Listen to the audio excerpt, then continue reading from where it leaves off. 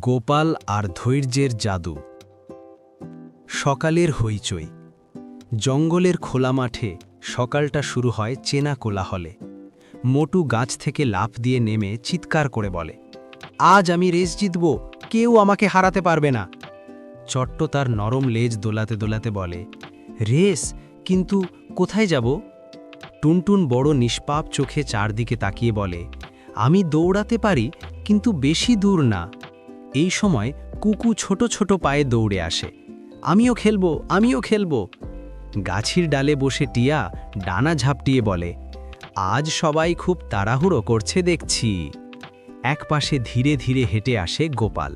সে হেসে বলে, তাড়াহুড়ো ভালো না বন্ধুদের জন্য। রেসের সিদ্ধান্ত।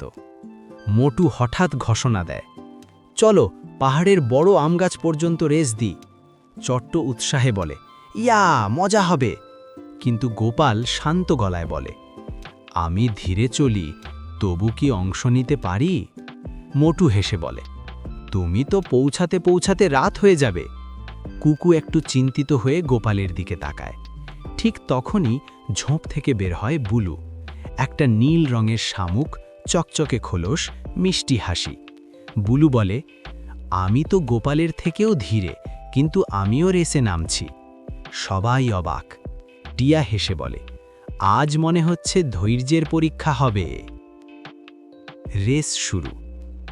1, 2, 3, গো! মোটু ছুটে যায়। চট্ট লাফাতে লাফাতে দৌড়ায়। টুনটুন হাঁপাতে হাঁপাতে এগোয়। কুকু ছোট পায়ে আপ্রাণ চেষ্টা করে। গোপাল আর বুলু ধীরে, খুব ধীরে সামনে বাড়ে।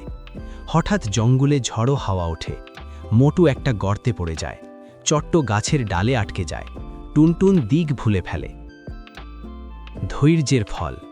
গোপাল ধীরে ধীরে সবাইকে সাহায্য করে। সে বলে, ধীরে গেলে চারপাশ দেখা যায়।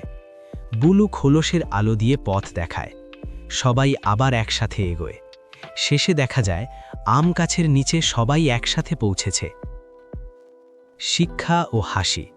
মোটু মাথা চুলকে বলে, আজ বুঝলাম সবসময় দ্রুত হওয়াই সেরা না। চট্ট হাসে, ধীরে চললেও মজা করা যায়। কুকু খুশিতে লাফায়। টিয়া বলে, ধৈর্যই আসল জাদু। গোপাল শান্ত হাসি দেয়। বন্ধুদের সাথে থাকলেই জয়। সবাই একসাথে হাসতে থাকে।